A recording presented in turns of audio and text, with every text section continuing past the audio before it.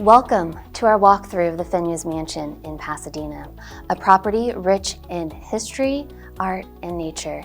Today, we'll discover how one family transformed this land into a remarkable home filled with cultural and creative treasure. I am so happy to be joined by Daniel Nevarez of Pasadena Museum of History.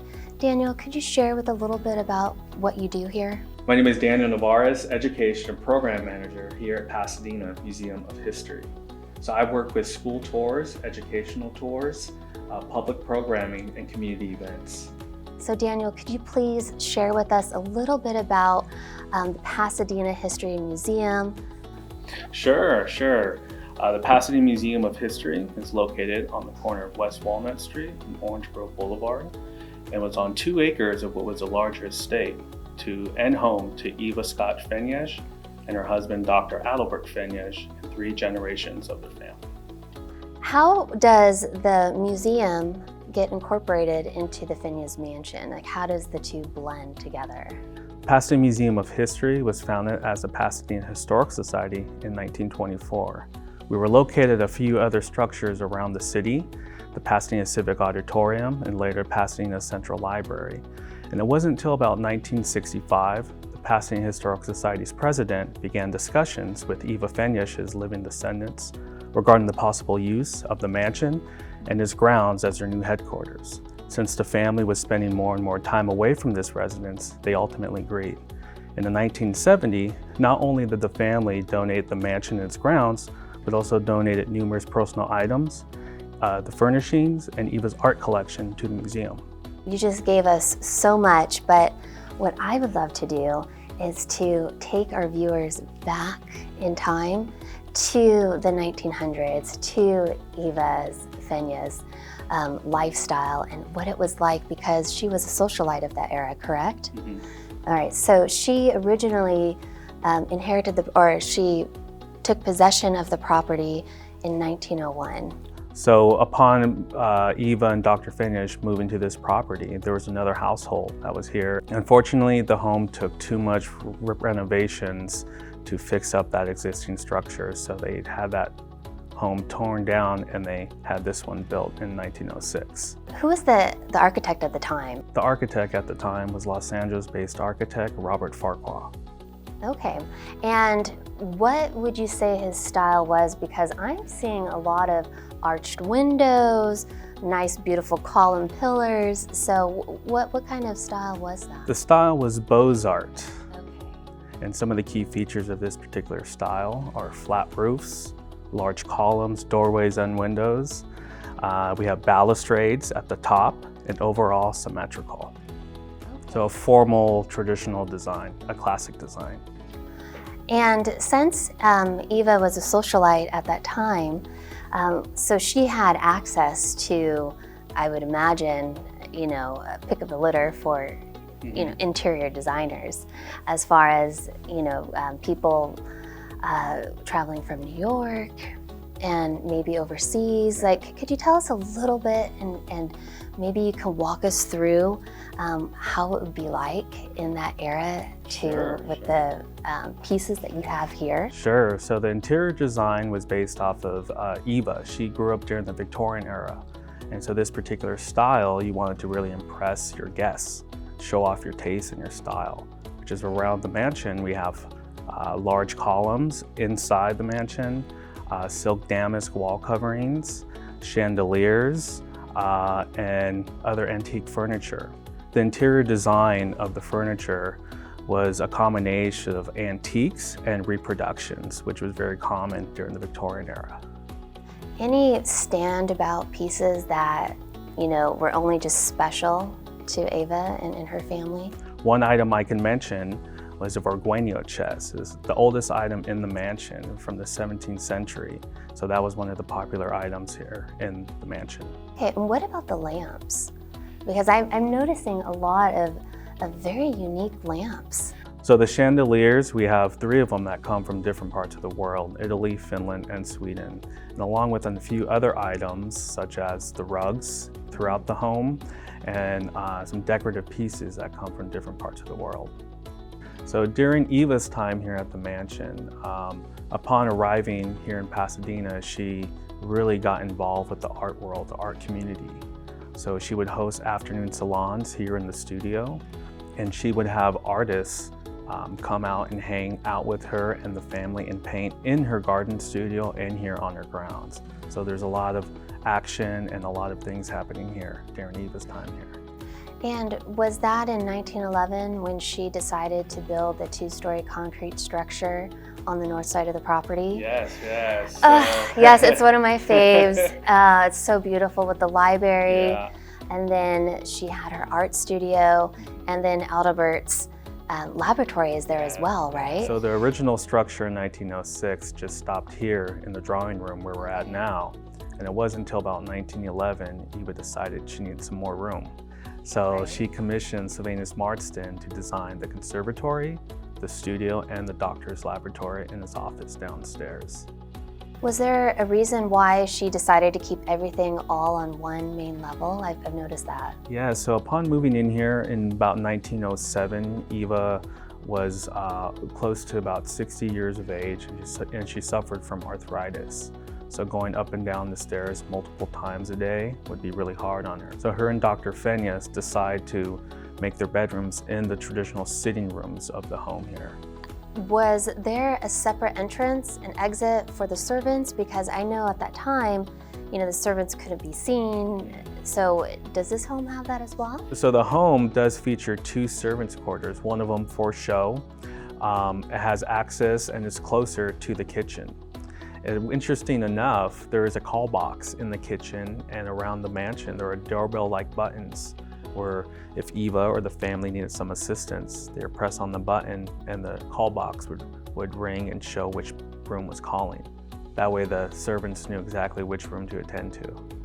So would that be electricity at the time, and then plus with gas, right? Yeah. So how, that's just, for that era, that's just a lot. Yeah, so upon Eva having this home built, she wanted the latest new technological stuff.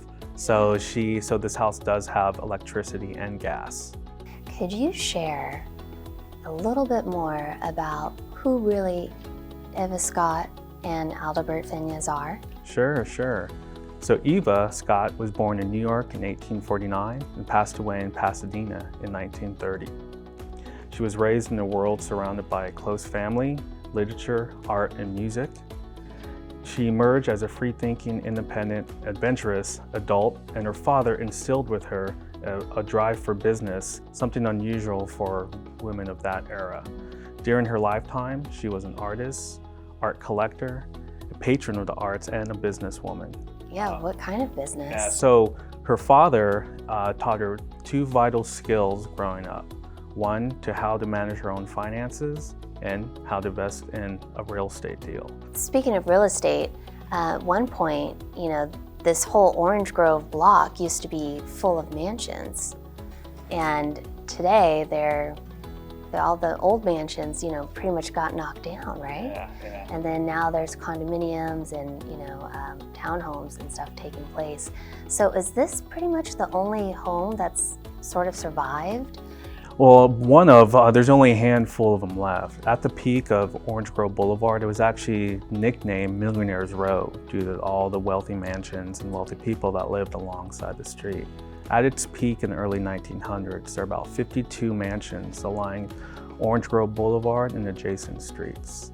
Now today, there's only a handful left, with the Fenyes Mansion and the Gamble House being the only ones historically accurate exterior and interior. I know that her granddaughter, moved over to Pasadena because unfortunately her son-in-law passed away.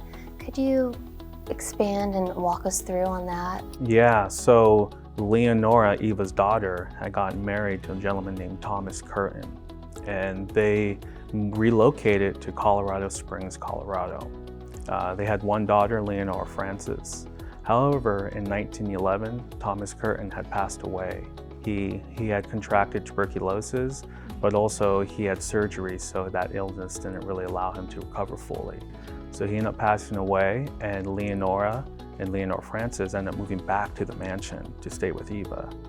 And it wasn't until about 1915 Eva purchased a neighboring lot and again commissioned Fenyes Mansion to design what would be called the Curtain House in 1915. And that's where Leonore Francis and Leonora stayed.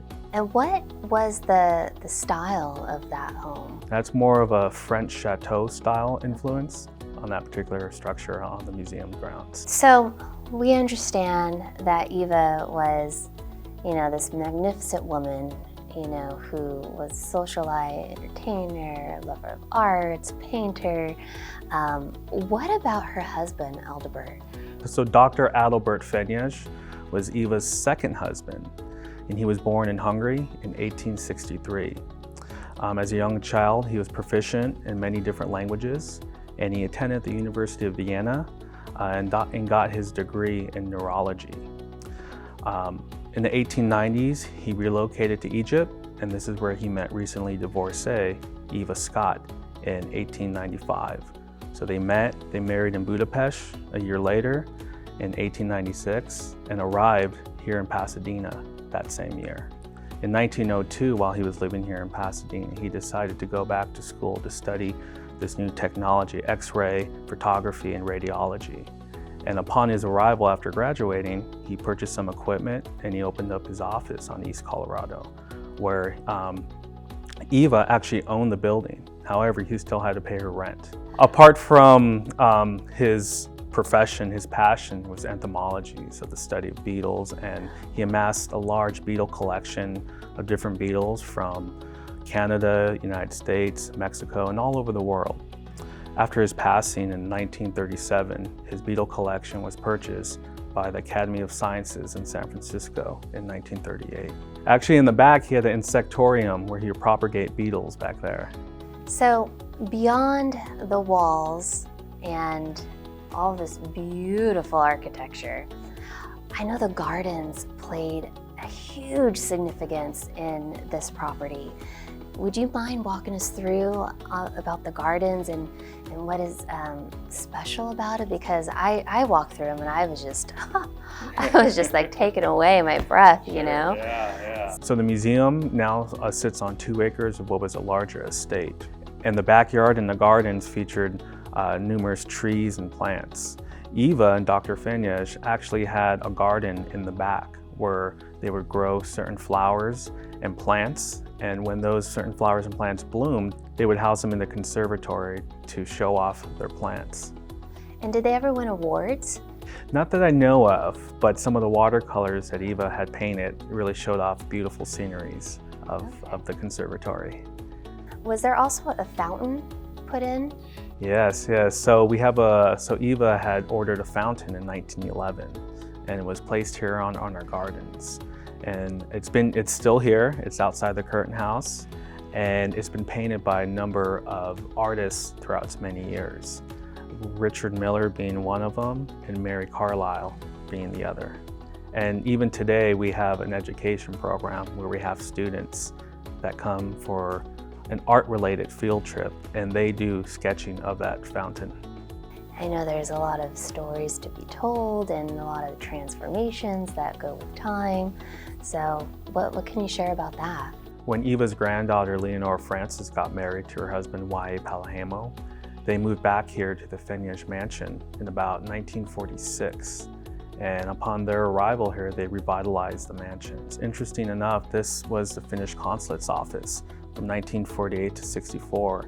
And one of the rooms in the mansion is still set up in that particular style. And when we look around today, currently in the mansion, not too much has changed. It's still 1900s. The layout that the family, Eva, would have had is still currently instilled in this particular setup at the moment. So I know that there was another structure that was brought to the property, and it was the Finnish Folk Art Museum. Okay. Yeah, so that was brought here in 1949. It was actually a guest house on another estate on South Orange Grove. In the late 1940s, a lot of these big homes were being torn down. They were abandoned, deteriorating, and they decided to tear a few of them down to make way for condominiums and apartments.